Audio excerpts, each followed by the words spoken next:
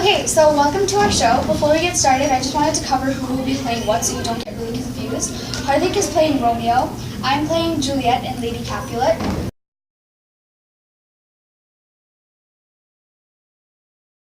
And the second watchman. Angad is playing Friar Lawrence, the captain of the watch. Rahul is playing Paige, the third watchman, and the apothecary. So, our story is that of Romeo and Juliet, but with a slight twist. For in this version of Shakespeare's epic tragedy, the two star-crossed lovers are not only a feuding blood, but a feuding gaze. Romeo of the Montague clan and Juliet of the Capulets. Though Romeo takes part in the feuds, Juliet remains Lord and Lady Capulet's innocent daughter, no more and certainly no less. Sit back, relax, and we hope you enjoy our take on the story of Romeo and Juliet, the which, if you with patient ears attend, what here shall miss, our toil shall strive to mend.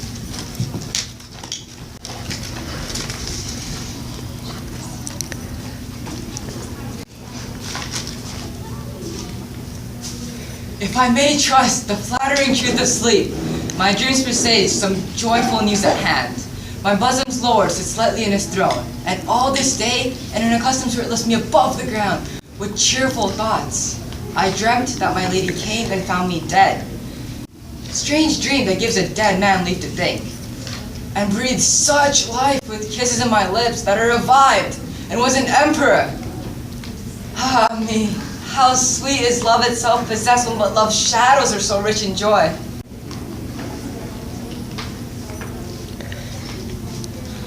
News from Verona? What now about the Tsar? Doth thou not bring me letters from the friar? How doth my lady? Is my father well? How fares my Juliet? That asks again, for nothing can be ill if she be well. Then she is well, and nothing can be ill. Her body sleeps in the capital monument, and her immortal part with the angels lies. I saw her laid low in the kindred's vault, and presently took tell too close to you. Oh, pardon me for bringing such bad news, since you did leave it for my officer. Is it even so? Then I defy you, stars! Thou knowest my lodging. Get me ink and paper, and hire post horses. I will hence tonight. I do beseech you, sir, have patience. Your looks are pale and white, and do import some misadventure. Tish, thou art deceived. Leave me and do the thing I bid thee do. Hast thou letters to me from the friar? No, my good lord. No matter then, get thee gone, and hire those horses. I'll be with thee straight. Well, Juliet, I will lie with thee tonight. Let's see for means. Oh, mischief. Thou art swift to enter the thoughts of desperate men. I do remember an apothecary, and hereabouts he dwells. Of late I noted in tattered weeds and overwhelming brows, culling of simples, meager were his looks.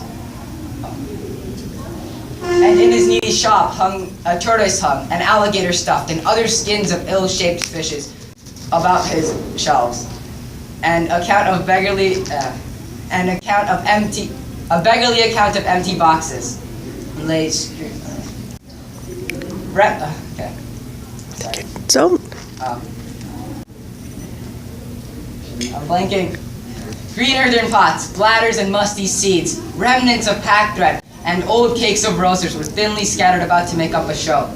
Noting this penury, to myself I said, and if a man did need a poison now, whose sale was present death in Mantua, here lives a caitiff wretch would sell it him. And the same thought did but forerun my need, and the same needy man must sell it me. As I remember, this should be the house. Being holiday, the beggar shop is shut. What ho, apothecary? Who calls so loud? Come hither, man. I see that thou art poor. Hold, there is 40 ducats. Let me have a dram of poison, such soon speeding gear as will disperse itself through the veins of the life-worry through all the veins, that the life-worry taker may fall dead, and the trunk be discharged of breath, as violently as hasty powder fired doth hurry from the fatal cannon's wound. Such mortal drugs I have, but Mantua's law is death to any he that utters them. Art thou so bare and full of wretchedness? And fearest to die? Famine is in thy cheeks. Mute and oppression starveth in thine eyes. Contempt and beggary hangs upon thy back. The world is not thy friend, nor the world's law. The world affords no law to make thee rich. Then be not poor, but break it, and take this. My poverty, but not my will, consents. I pay thy poverty, and not thy wealth.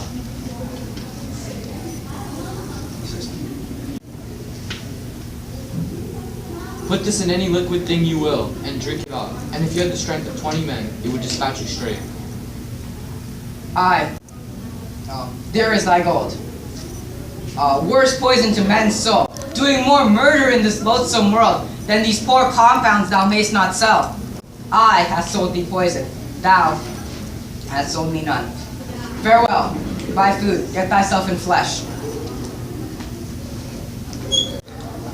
Come, cordial and not poison. Go with me to Juliet's grave, for there I must use thee.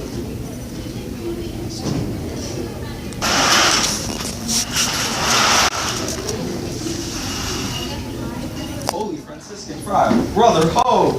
The same should be the voice of Friar John. Welcome from Mantua. What says Romeo? Or if his mind be read, give me his letter. Going to find a barefoot brother out, one of our order to associate here in the city, visiting the sick, and finding him the searches of this town, suspecting that we both were in a house where the infectious pestilence did reign. Sealed up the doors and would not let us forth, so that my speed to Mantua there was stayed. Who bear my letter then to Romeo? I could not send it. Here it is again. And nor could I get a messenger to send it thee, so fearful they were of the infection. Unhappy fortune by my brotherhood. The letter was not nice, but full of importance. And the neglecting it may do much damage. Friar John, go ahead, get me an iron crow and bring unto myself. Brother, I'll go bring it thee. Now must I to the monument alone. Within 3 hours will fair Juliet awake. She will pursue me much that Romeo had no notice of these accidents. But I will write again to Mantua and keep her at my side till Romeo comes. Poor living curse, closed in a dead man's home.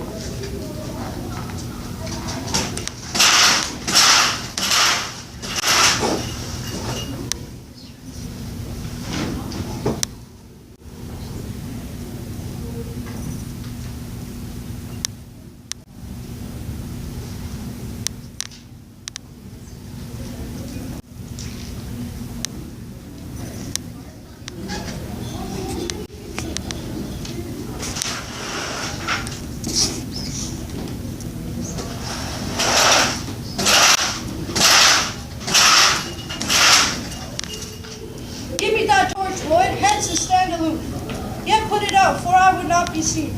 Under yon ye trees laid thee all along, holding thy close to the hollow ground. So sound of foot upon the churchyard's tread, being loose and firm under the churchyard's grave. But thou shalt hear it, whistle then to me, that someone doth approach. Tell me, give me those flowers, go, as I bid you, go. I'm afraid to stand here alone in the churchyard, yet I will attend you.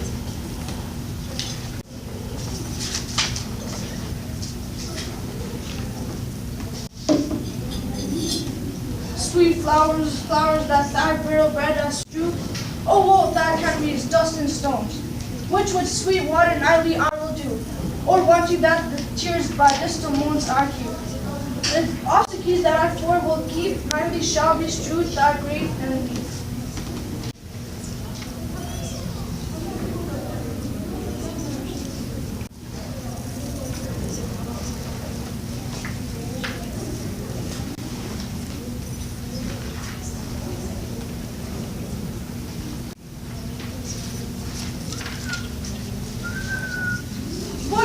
Something doth approach. What cursed foot wanders this way tonight? Across my opposite keys and my true love's right? What, with a torch? Muffle me, night a while.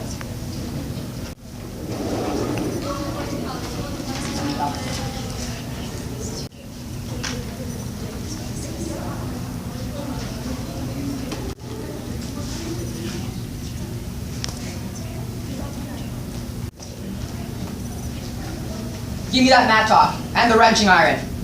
Hold, take this letter. Early in the morning, see that delivered to my lord and father. Give me the light. Upon thy life, I charge thee, whate'er thou hearest or seest, stand all aloof, and do not interrupt me in my course. Why descend into this bed of death is partly to behold my lady's face, but chiefly to take thence from her dead finger a ring. A precious ring, a ring that I must use in dear employment, therefore hence be gone. But if thou, jealous, dost return to pry in what I, father, shall intend to do, by heaven, I will tear thee joint by joint, and strew this hungry churchyard with thy limbs. The time of my intents are savage wild, more inexorable and more fierce and more inexorable far than empty tigers of the roaring sea. I will be gone, sir, and not trouble ye.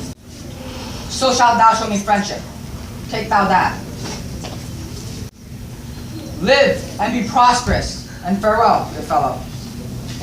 For all the same, I hide my hereabout. His looks I fear, and his intents I doubt.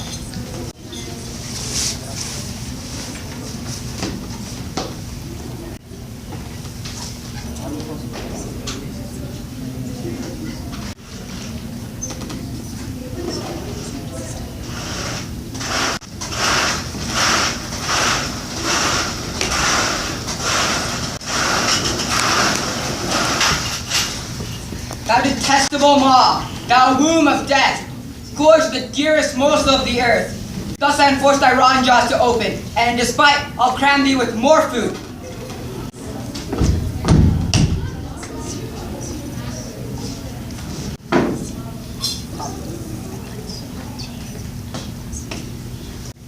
This is that banished haunting Montague, that mother of my love's cousin with which grief. It is false that the fair creature died, and here is come to do some villainous shame to the dead bodies. I will apprehend him. Stop that and hollow vile Montague. Can vengeance be pursued than further death? Could dead villain, I do apprehend thee. Obey and go with me, before must thou die. I must indeed, and therefore came I hither. Good gentle youth, tempt not a desperate man. Fly hence and leave me, think upon these gone. Let them affright thee, I beseech thee, youth. Put not another sin upon my head by urging me to fury. Oh, be gone! By heaven, I love thee better than myself, for I come hither armed against myself. Stay not, be gone, live, and hereafter say, a madman's mercy bid thee run away. I do defy that conjuration, and apprehend thee for a felon here. Wilt thou provoke me? Then have it be, boy. Texas duel. 1, 2. You're lying. You're lying. Oh, I'm slain. Open the tomb and read to Juliet. In faith, I will. Let me peruse this face, Mercutio's kinsman, noble Count Epirus.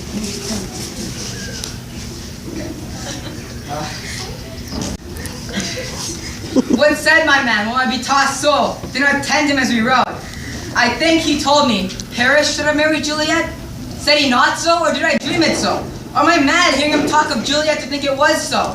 Oh, give me thy hand, one writ with me in Miss Sour Misfortune's book. I'll bury thee in a triumphant grave. A grave? Oh no, a lantern slaughtered youth. For here lies Juliet, and her beauty makes this ball a feasting presence full of light. Death lie thou there by a dead man interred.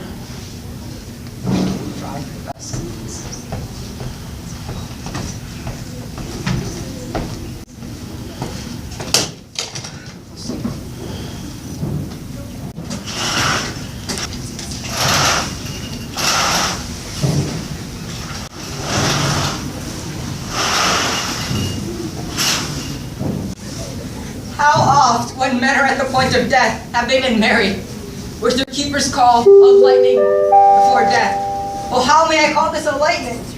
Oh, my love, my wife, death that hath sucked the honey of thy breath, hath had no power yet upon thy beauty.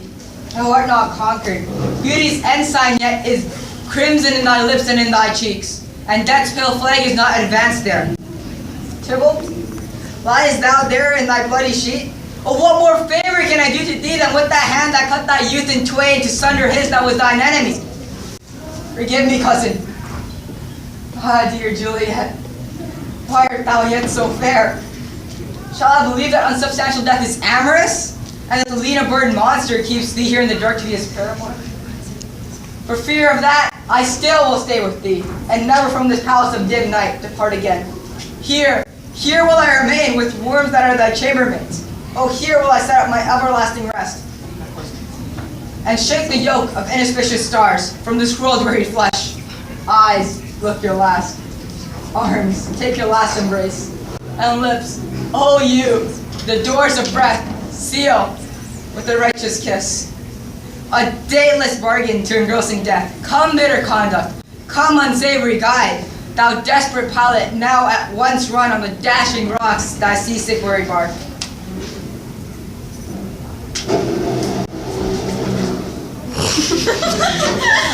Here's to my love. Oh, true apothecary, thy drugs are quick. Thus, with a kiss, I die.